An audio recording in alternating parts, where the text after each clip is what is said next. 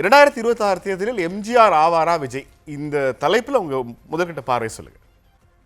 உங்களுக்கு நிறைய பேர் தெரிஞ்சிருக்கும், நான் முன்னாள் தாவேக செய்தி தொடர்பாளர் அப்படிங்கிறது ஒரு சுவாரஸ்யமான விஷயத்தோட ஆரம்பிக்கணும்னு நினைக்கிறேன். முதல்ல இந்த கட்சிக்குள்ள போகும் பொழுது நான் அப்போ ஒரு யூடியூப் சேனல்ல ஒரு பேட்டி கொடுத்திருந்தேன். விஜய் அரசியலில் எம்ஜிஆரா அல்லது ரஜினிகாந்தா. இந்த பேட்டியை பார்த்தா ஜான் ஆரோக்கியசாமி என்னை கூப்பிட்டு ஒரு மணி நேரம் பேசினார். அப்ப சொன்னார், ஏற்கனவே அவர் கண்டிப்பா ரஜினிகாந்த் இல்ல பிரதர், அவர் நிச்சயமா கட்சி ஆரம்பிப்பாரு, கட்சி ஆரம்பிச்சு அவர் செயல்பட போறாருன்னு சொல்லி சொன்னாரு. அதே மாதிரி நீங்க பாப்பீங்க அவர் எம்ஜிஆர் ஆவார்னு சொல்லிட்டு ஒரு மணி நேரம் 1.5 மணி நேரம் அது குறித்து நீண்ட வாதம் பேசினாரு. நான் அப்போ அவர்கிட்ட அவர் கேட்டேன், அவர் கடுமையா வேலை செய்வாராங்க, எம்ஜிஆர் மாதிரி அவர் கடுமையா வேலை செய்வாரா அப்படின்னா, அதுக்குதான் பிரதர் 2 வருஷத்துக்கு முன்னாடியே வர்றாரு. அவர் நீங்க பாருங்க களத்துல எவ்வளவு சிறப்பா வேலை செய்ய போறாரு அப்படிங்கறத நீங்க கண்டிப்பா பாப்பீங்க அப்படின்னு சொல்லிட்டு இப்படிதான் என்னுடைய முதல் கான்வர்சேஷன் 2023 நவம்பர் மாசம் இது நடந்தது.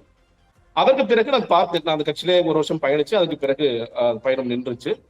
அந்த காலத்துல விஜய் எவ்வளவோ களம் அவருக்கு அமைந்தது, அவருக்கு நிறைய தருணங்கள் அமைந்தது. ஒரு சிறப்பான எதிர்கட்சியாக செயல்படுறதுக்கு மக்கள் ஆதரவு நிச்சயமாக இருந்த விக்கிரவாண்டி மாநாட்டில் நாங்கள் இருக்கும்போது எவ்வளவு பெரிய கூட்டம் வந்துச்சுன்னு பார்த்தோம். இன்னைக்கு வரைக்கும் பெரிய கிரௌட்ஃபுல்லரா இருக்காரு, அதெல்லாம் பெரிய மாற்றம் இல்லை. ஆனா பேச வேண்டிய பல விஷயங்களை அவர் பேசுகிறாரா? ஏன்னா நீங்க எம்ஜிஆரோட கம்பேர் பண்ணும்போது எம்ஜிஆர் அவர்கள் நம்ம எல்லாருக்குமே தெரியும், நீங்க திமுக இருந்து எவ்வளவு கடுமையா வேலை செய்தார், அண்ணா அவர்களை உடைய ஒரு தலைமையின் கீழ் எவ்வளவு சிறப்பாக வேலை செய்தார், திமுக பல இடங்களை கொண்டு சென்றதில் ஒரு முக்கியமான பங்கு இருக்கின்றது. இந்த கட்சியின் பொருளாளராக இருந்தார், எம்எல்ஏ தான் தெரியும்.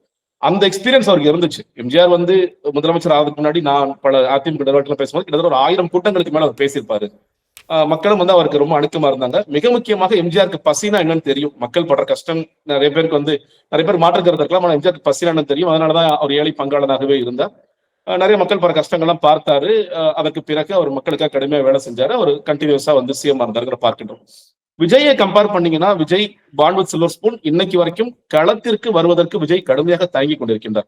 ஒரு கூட்டத்துக்கு வரணும்னா கூட அவரோட ரசிகர்கள் சொல்றது எதை சொல்றேன், நீங்க அதான் சொல்றீங்களா, இப்போ அவர் வர்ற நம்ம பாக்குறோம், மாசத்துக்கு ஒரு வாட்டி இல்ல ஒரு 40 நாளைக்கு ஒரு வாட்டி அப்படிங்கிறது மட்டும்தான் ஒரு இடத்துக்கு வர. ஒரு இடத்துக்கு வந்தாலும் ரொம்ப குறைவா தான் பேசுறாரு. அது சில பேருக்கு பிடிச்சிருக்கலாம், 20 நிமிஷம் பேசினா போதும், 10 நிமிஷம் பேசினா போதும் அப்படிங்கிறது. அதுல கூட அவர் இப்போ அவர் வர்றதுக்கும் இப்போ அவங்க ரசிகர்கள் காத்திருக்கும் ஒரு பெரிய வேறுபாடு. ரசிகர்கள் நாள் பூரா காத்துட்டு இருக்காங்க. அவங்களுக்கு சாமியானா போடுறதோ உள்ள ஒரு சேர் போடுறதோ கூட அவர் ரொம்ப தயங்குறாரு. ஆனா மேடையில என்ன பேசுறாரு, தமிழ்நாட்டு மக்களுக்கு ஒரு பிரச்சனை, எந்த எல்லைக்கு வேண்டுமாலும் போவேன்னு சொல்லி சொல்றாரு. நம்ம சேர் போடுங்க விஜய், அதுக்கு பிறகு தமிழ்நாடு மக்களுக்கு பிரச்சனை எந்த எல்லைக்கு வேணாலும் போடலாம் தான் நான் யோசிப்பேன்.